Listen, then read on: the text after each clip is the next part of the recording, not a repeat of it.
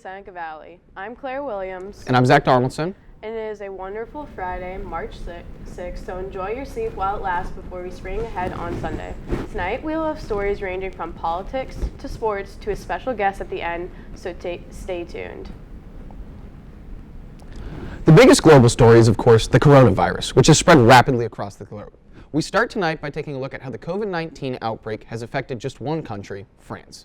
At the Louvre Museum in Paris has closed due to coronavirus concerns in France. Preventative measures have been taken by calling for public gatherings with 5,000 or more people in a confined space to be restricted.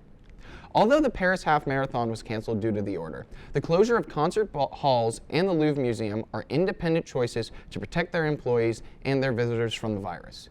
These attractions are being shut down indefinitely. Specifically, the Louvre employees have decided not to work until their management comes up with a better plan for dealing with the health crisis. It has been yet another eventful week in U.S. politics, with 14 states going to the polls for Super Tuesday and many Democratic candidates dropping out both before and after.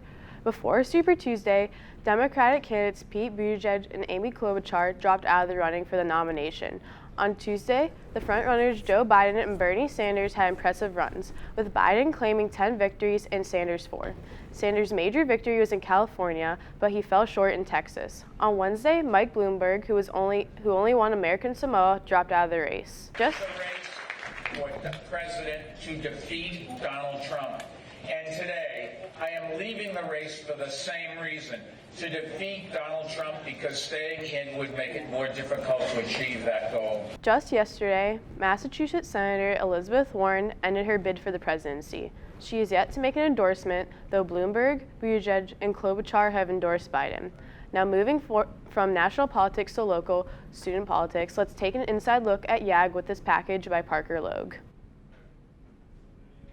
Setting the minimum At wage 6 o'clock every Monday, Seneca Valley students meet at Youth in Government at the Rosie Schneider YMCA to debate pieces of legislation and bills. National law is increased above the minimum wage. My position within the club is Blue Committee Chair. So I have a committee of about 10 people. So as a committee chair, I have to lead those people in how debate goes. I have to set up bill calendars, and I have to ensure that people are being able to debate bills and learn. In Youth in Government, I am our Rosie Schneider's delegation leader. Someone has to design the look of it. People have to actually inspect it. As a delegation leader, it's pretty similar to what a president would do. So I run the club. I make sure that everyone gets the most important announcements as possible. We got to make sure that everyone gets it up to date, so then they do not miss important deadlines. Because in the club in general, it's really important to meet the strict deadlines, and that's probably my biggest goal. YAG is important to me because I love learning about government. I've researched about these issues since I was in 6th grade, and I love discussing with other people and trying to find common ground. YAG is important to me because it's a place where young and older members can come together and debate and speak about things that are important to them. And it's honestly where I get to see passion just grow inside someone, and I think that's a really special program, and there's nothing like that where people can just express their opinions. So then, what is the best part about the program for you? Obviously, I might be biased, but I think the best part of the program is the judicial program, and I get to be a justice again for the 2nd year, and I really like the position because I get to see both sides of the argument, because as an attorney, you debate one side, but as a justice, you get to ask the questions and probe people and get to see what they know and what they don't know, and really challenge people to think outside the box. And I think that's a really unique experience, and I think that's the best one. So From the Seneca Scout, this is Parker Lowe. Thank you, Sir Chair. On line 67. It's really interesting, and I think it's great to see teenagers getting involved in politics and public service. Yeah, it sounded cool. NASA has recently begun to hire its next round of astronauts, making this the first time NASA has hired astronauts in over 4 years. They began accepting applications on Monday and will continue to accept them until March 31st.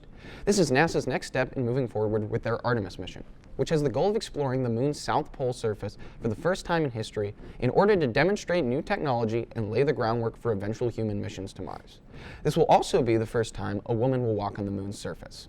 The selection process will take some time, as the final candidates are expected to be selected next year, after which they will begin training for the Artemis mission.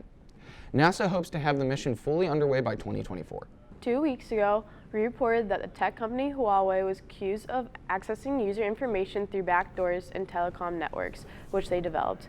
In response to these claims, the U.S. Senate has passed a bill to prevent the use of federal funds for the purchase of equipment from Huawei. Additionally, they proposed a $1 billion fund to replace rural networks developed by Huawei. Huawei pushed back on this legislation, claiming it is, quote, considerably unfunded, unquote. For this legislation to go into effect, it will need to be approved by President Trump. And continuing on the topic of economics, let's go to Nick for an update on the stock market fluctuations. Thanks, Claire. Wall Street faced another volatile week this week, which saw the 30 stock down, swinging 1,000 points or higher in the past 3 days. And weekless jobless claims underscored the labor market strength despite the outbreak of the coronavirus. The biggest economic news this week is the Federal Reserve cut interest rates by 0.5 percentage point in an emergency effort to stem lower economic growth due to the coronavirus's effect on supply chains. This is one of the largest rate cuts since the Great Recession. The decision came 2 weeks before the Federal Reserve's scheduled meeting, as the central bank felt it was necessary to act quickly to combat the coronavirus. The key thing that investors and Fed officials are worried about is a significant drop in aggregate demand due to the spreading virus. As the economic slowdown in Europe and supply chain disruptions in China are priced into the economy, it is uncertain about the track the economy will take in the coming months. Now we're going to go to a package about my senior project. It's called Rallying the Valley by James Rickard. My name is Nik Schuster.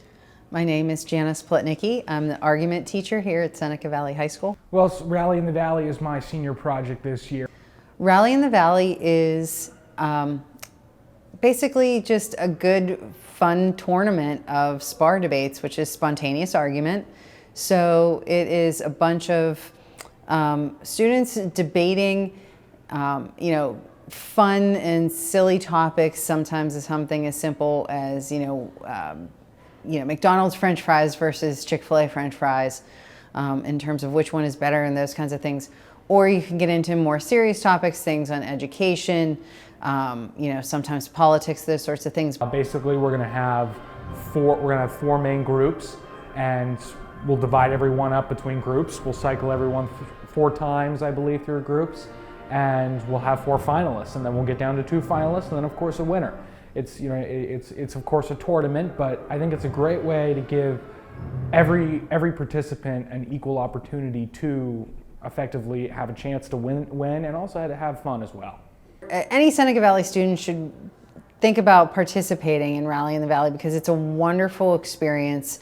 In terms of public speaking, you can do speeches and presentations that you prepare for in your classes, and that's a totally different skill set. Debating and thinking off the cuff and being quick about your wits and those kinds of things, that's another different skill set. And it's great practice because the art of debate is so lost now in the atmosphere of politics that we're in right now, and that Rallying the Valley makes you realize, and just participating in argument makes you realize how difficult that is. But honestly, you get to see what an art form rhetoric can truly be as well. It gives many students opportunities to really, I believe, to shine where they maybe have not in the classroom. And I think that's one of the main purposes of it, and it's just a really great event for that purpose. Well, the best way to do that is to see me in room 335 of the senior high. I have field trip forms. So, all they have to do is get their teachers for periods 1 through 4 to sign off, say it's okay for them to attend, and then after I receive that, completed field trip form, then they'll be added to the list of contenders for the debate. Almost anyone can participate, freshman through senior. It'll be on March 17th in the library, in the senior high library, periods 1 through 4.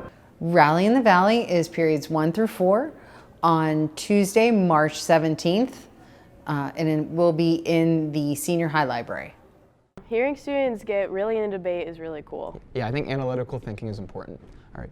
A new and unique glass art exhibit is opening soon in Pittsburgh. The exhibit, called Seneca Valley, is open from tonight through May 24th and will be held in the Pittsburgh Glass Center in the Friendship neighborhood.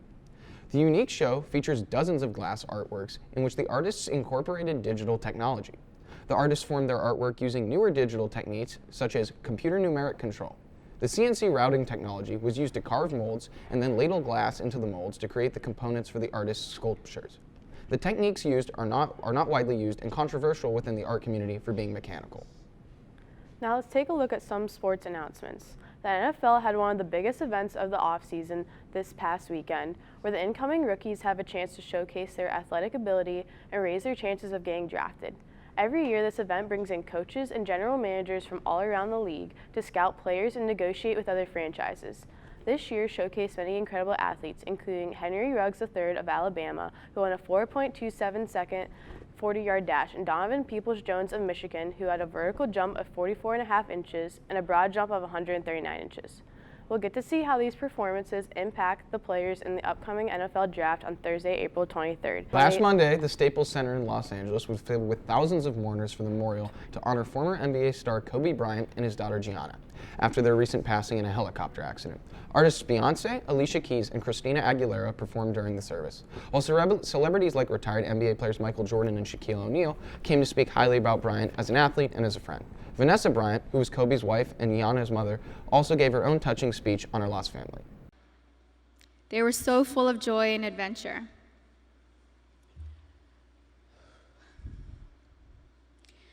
God knew they couldn't be on this earth without each other.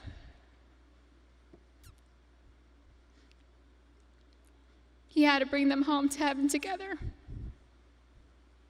While almost 100,000 people applied for the coveted tickets to the memorial, only 20,000 were given entrance to attend the service and celebrate the lives of Kobe and Gianna Bryant. Students in Mr.